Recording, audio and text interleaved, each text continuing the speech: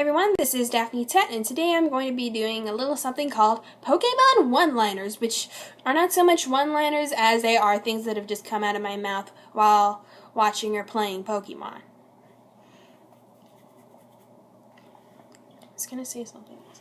Well, let's get started. First, we have, "You're as dead as a dead Zubat." This was said in the throes of passion while playing Soul Silver. I had finally beaten male rivals Zubat. I named him Julius. And I hated that Zubat with a passion.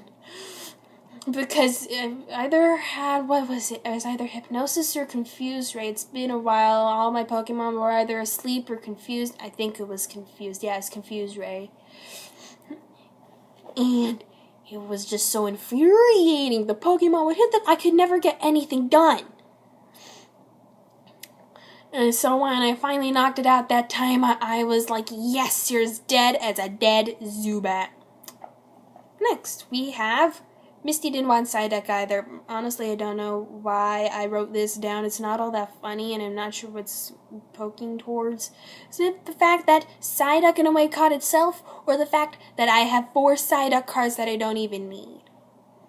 Okay, next we have, it'll always be Bibarel / Gardevoir / Rayquaza / Tyranitar in my book. It's just supposed to be about discrepancies and pronunciations. Because Rayquaza and Gardevoir, that's not how they're pronounced. Rayquaza, Gardevoir, don't you know French? The OI makes a wah sound. Next we have, what kind of Pokemon are you training? It's just supposed to mean, what you talk about? I've been hoping to use it in Pokemon Amber's Adventures someday. Next is, fool, it rhymes with waltz. This is while I was watching a pack opening video by Skullshirtigal TCG. It was Saturday doing the opening, and she pronounced it routes. It's Ralts, and she pronounced it routes, and I was like, no, it rhymes with waltz, you fool. And next, it's all fun and games until you realize Tracy's name is a pun. Get it? Tracy? Sketch it? He draws. Tracy will never be forgotten. Next we have, flamethrower all you Meganiums, because that's what Charizard's going to do, because Charizard's threatening level, I think I just assumed his gender, is Charizard's threateningness level is up here, while Meganiums is down here. I will elaborate on this in a later video called Pokemon That Make My Head Want to Explode. And while we're on the topic of fire, there ain't no messing with the fire spin. This harkens back to Brock's Vulpix, who could use fire spin, and there ain't no messing with it. And while we're still on the topic of fire, I have a Charizard, so it's best if you stay out of the way. That one pretty much explains itself. Next we have, Pokies never say die. And that one also explains itself because Pokemon never die. They think. Seriously, you never see a Pokemon die unless... But other than that, they never die. Pokies never say die. Next, do you ever wonder what the rest of Diglett's body looks like? Me neither. I don't know why I wrote that one down too either. Some of these just aren't funny. Why am I telling them to you? Oh, here's my favorite. Arceus is anything but normal. I used that one in Pokemon Trainers Academy. Seriously, the creator of the Pokeverse. A normal type. I don't get it. Next we have, prepare to feel the wrath of Jesse. Which also explains itself. Deus Ex Rocketa.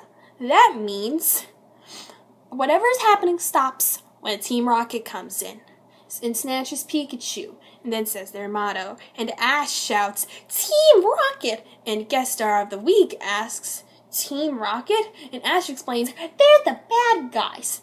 And then they battle, Ash gets Pikachu back, Team Rocket blasts off again, and they all walk off into the sunset as the journey continues. I think I just explained Pokemon in a nutshell. Oh me!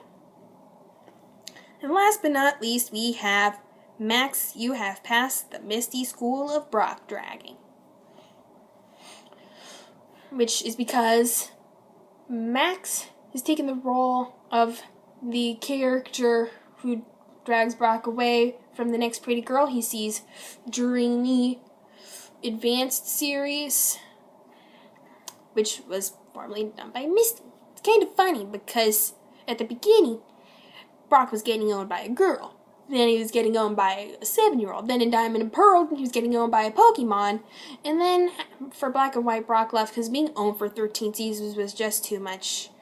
And then there was Silent, who was not so much interested in girls as he was in other things. And then X and Y came around, and then there was Bonnie who was doing the thing with the pretty girls, trying to find a husband for Clement. And the Clement comes in with his Apom claw arm, which is pretty dang cool because nobody else had a claw arm. Not even Kroga, who could use a poison jab. Yeah, this is way awesomer than just grabbing him by the ear and dragging him away. No, a claw arm. But that has nothing to do with Brock. And that is the last of my one-liners for today. That was pretty dang cool. Be sure to like and subscribe. And my next video is set for Friday. That would be Adventures Episode 3, finally. So, goodbye.